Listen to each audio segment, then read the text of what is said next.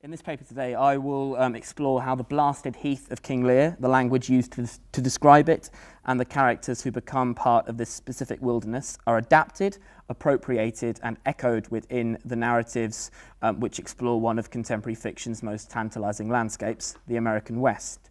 In Shakespeare's play, Lear's exposure to the elements forces him to recognise both his own specific sins and mankind's insignificance in relation to nature's power, in order to gain a comprehensive understanding of how Shakespeare's conception of this barren desert world continues to influence how we interpret and create our own landscapes of waste.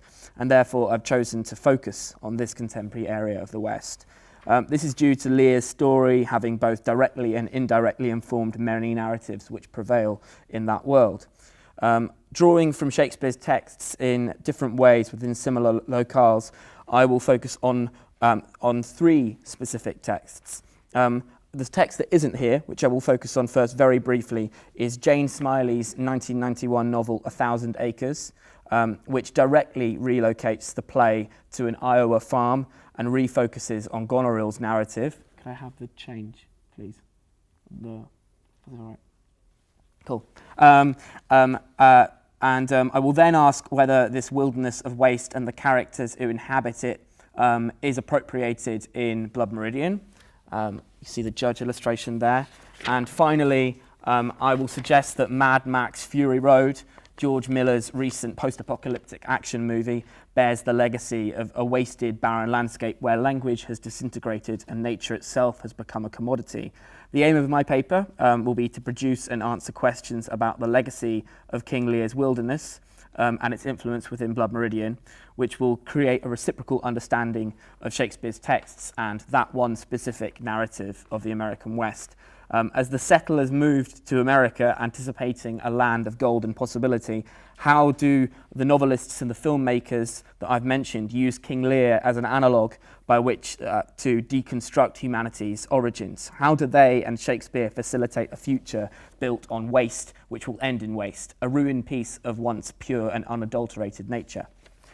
So in order to understand and even begin to visualise a Shakespearean influence within McCarthy's literary universe, I'd like to begin with this explicit version of Lear, Smiley's 1,000 Acres, which was made for screen in 1997 by Jocelyn Moorhouse.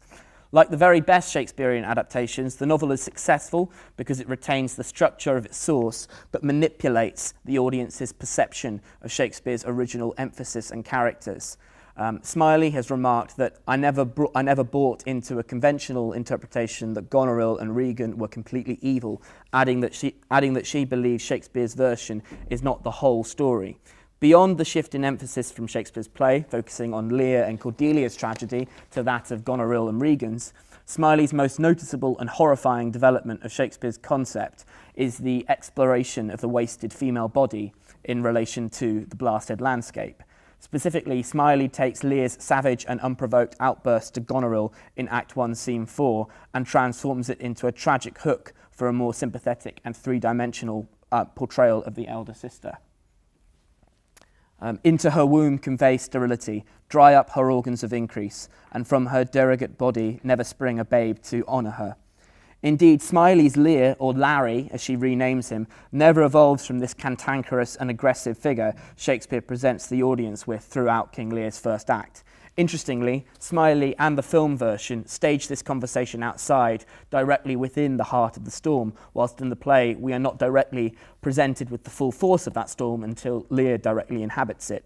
This serves to bring the daughters not just closer to the heart of the action, but allows the transformative waters of Shakespeare's Tempest, which originally provokes change in Lear's arrogance, compelling him to expose thyself to what wretches feel, to here provoke the previously loyal and trusting Goneril into beginning to come to terms with the previously suppressed truth that her father had sexually abused her and her sister when they were both young girls.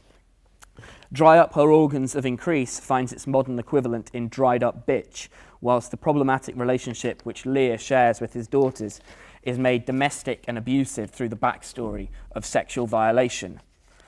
Ginny, as she is renamed in the narratives, wasted body in the eyes of her father reflects his fear of the legacy of his 1,000 acres being squandered, split and broken by his daughters, and resonates on a wider level for America by reflecting on the transferal of land as being family-owned to being inherited by large corporations, as Ginny chooses to do so at the novel's conclusion.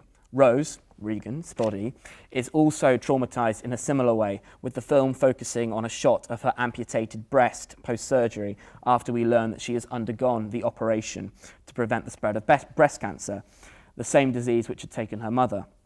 The novel's opening epigraph serves as an initial reminder to the reader about Goneril and Regan's plight and the controversial but, I believe, apt opinion that Lear fundamentally regards them as his property, just like his land, explaining his abusive treatment of them in both Shakespeare's original and Smiley's version.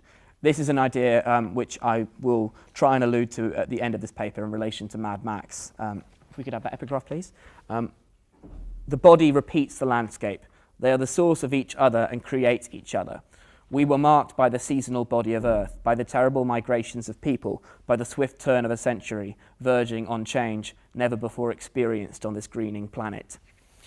At this point, I would like to turn attention to Blood Meridian, which looks back at the direct origins of the American wasteland and palimpsestuously builds on aspects of Lear to inform its landscape and characters in a very different way to 1,000 Acres.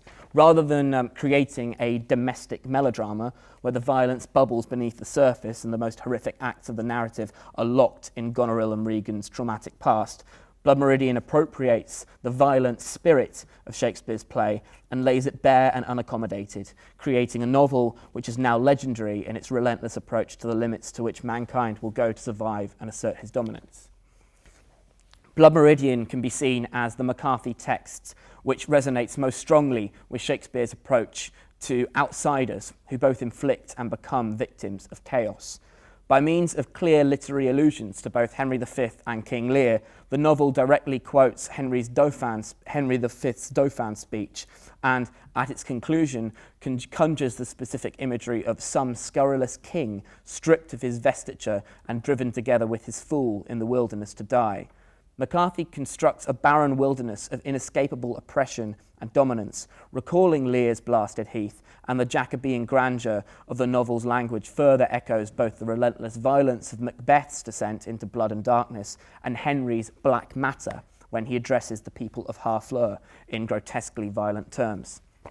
Blood Meridian is set against the backdrop of historical events that took place in the Texas-Mexico border in the 1850s. The protagonist is a young Tennessean, known only as the Kid, who leaves home at an early age, venturing across state, eventually becoming enlisted in a blood-soaked gang of scalp hunters, led by the unpredictable and fearless Captain Glanton and the mysterious Judge Holden, a bald 7-foot sadist whose interests range from fiddle playing to kiddie fiddling. Holden appears to be an omnipresent force, as hinted at by one of the company's remark that every man in the company claims to have encountered that sooty-souled rascal in some other place. The McCarthy scholar Stephen Fry notes that McCarthy draws from actual history, specifically from a narrative account of the gang's horrific exploits, written by a participant, Samuel Chamberlain, entitled My Confessions. Here, one can draw a comparison with Shakespeare's similar manipulation of Holinshed's Chronicles, as evidenced by Fry's explanation that Blood Meridian takes Chamberlain's essential prototypes and from that scant data provided creates rendered literary characters, elevating them to mythic and densely philosophical proportions.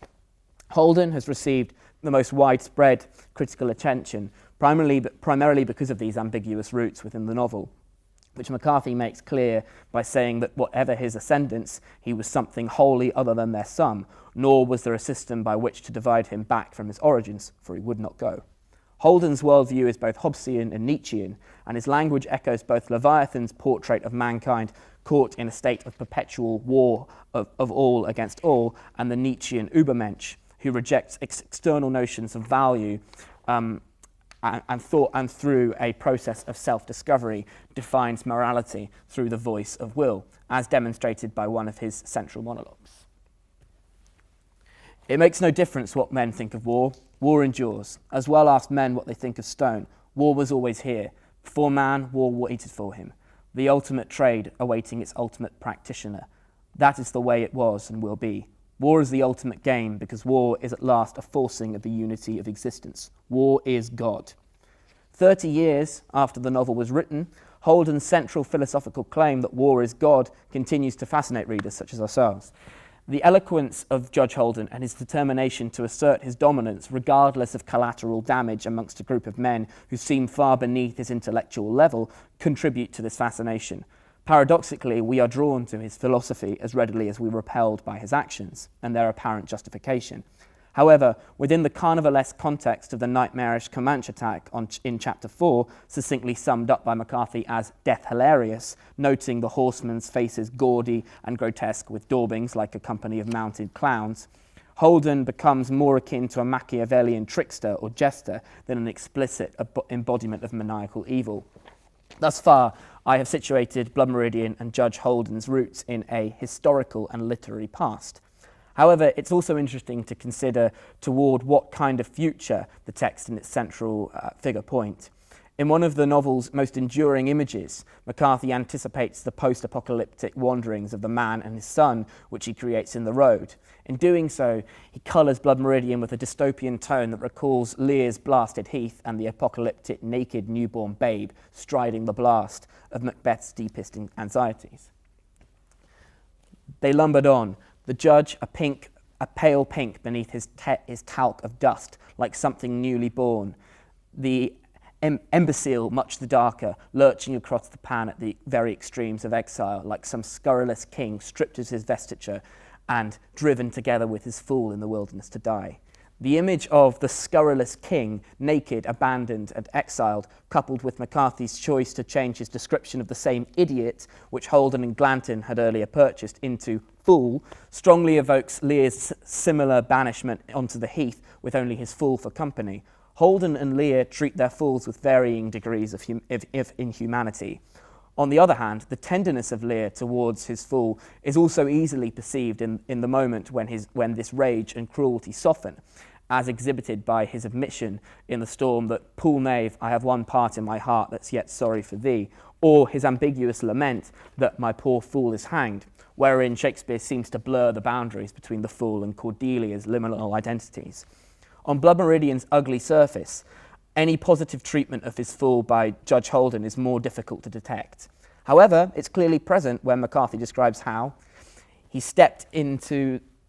Oh, I haven't got that. I'll just read that out. He stepped into the river and seized up the drowning idiot, snatching it aloft by the heels like a great midwife and slapping it on the back to let the water out. He twisted the water from its hair and gathered the naked and sobbing fool into his arms and carried it up into the camp and restored it among his fellows.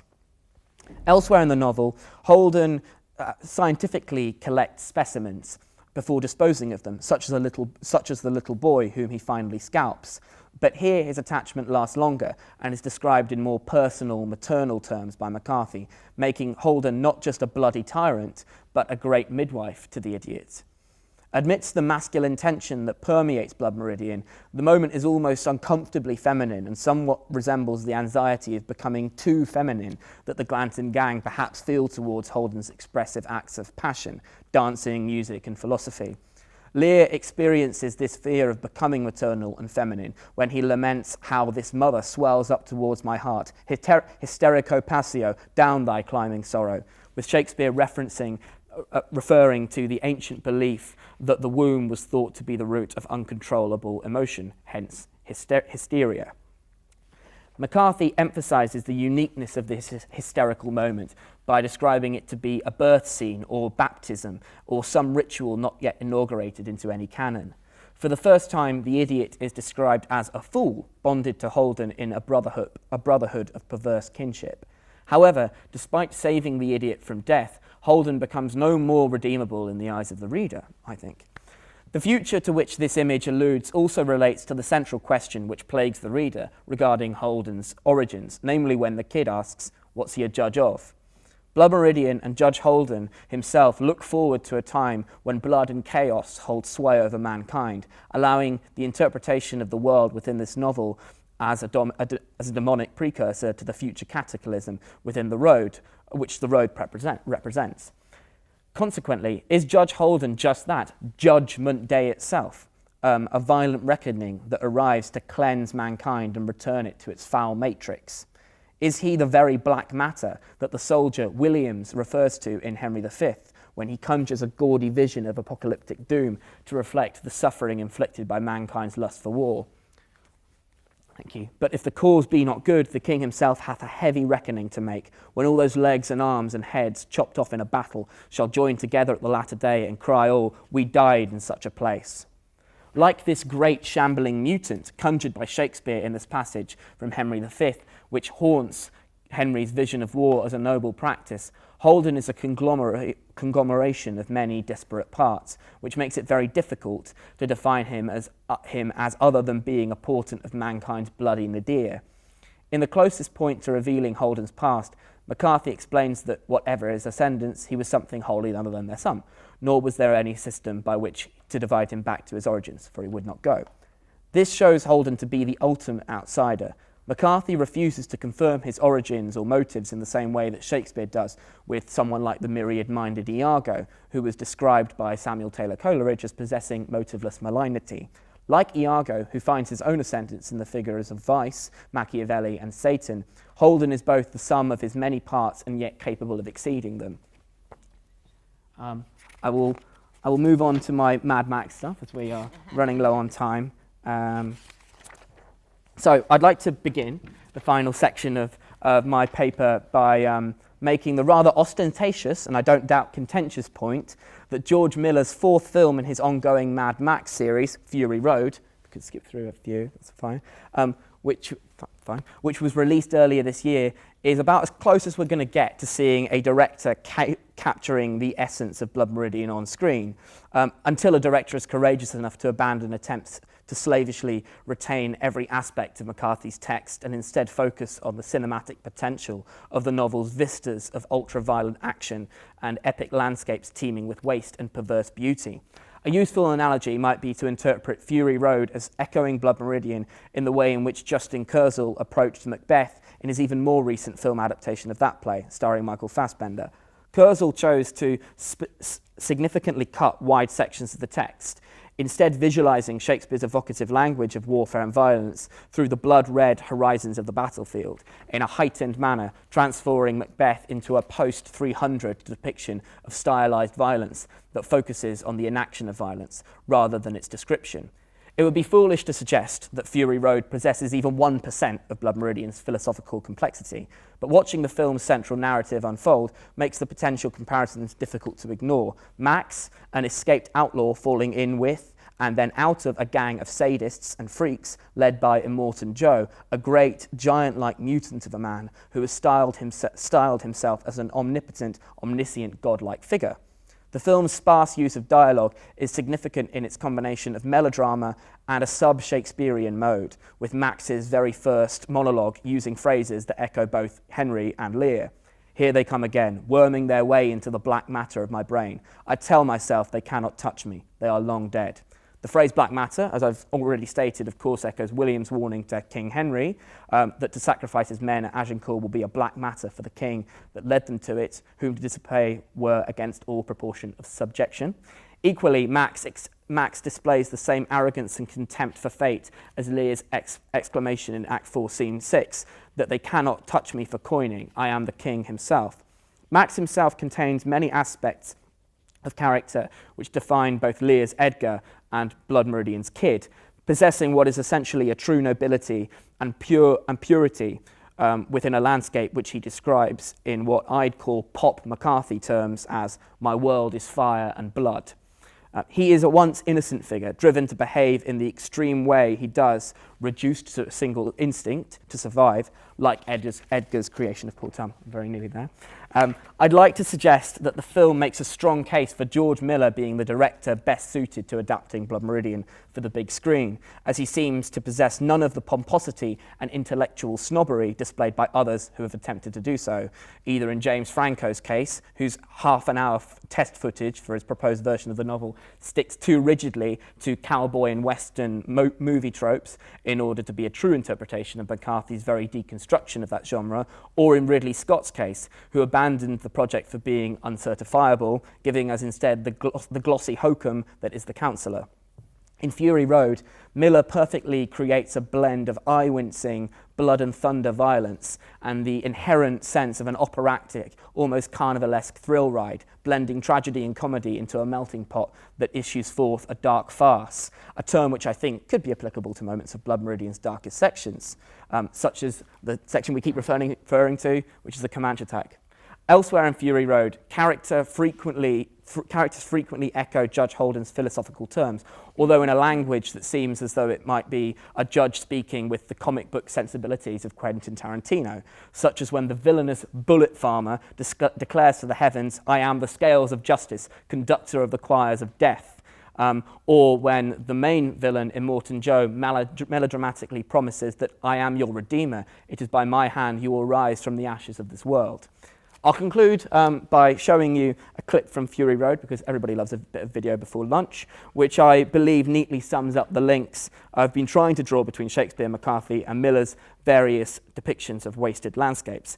As Max and his gang attempt to escape the marauding bullet farmer, they are forced to fell a lone tree in the wasteland of the desert in order to prepare their stuttering vehicle. Nature's destruction to facilitate man's survival in this moment epitomizes the way in which Lear, Judge Holden, and Max all attempt to bend nature to their will, but still remain ultimately defined by its laws and limitations.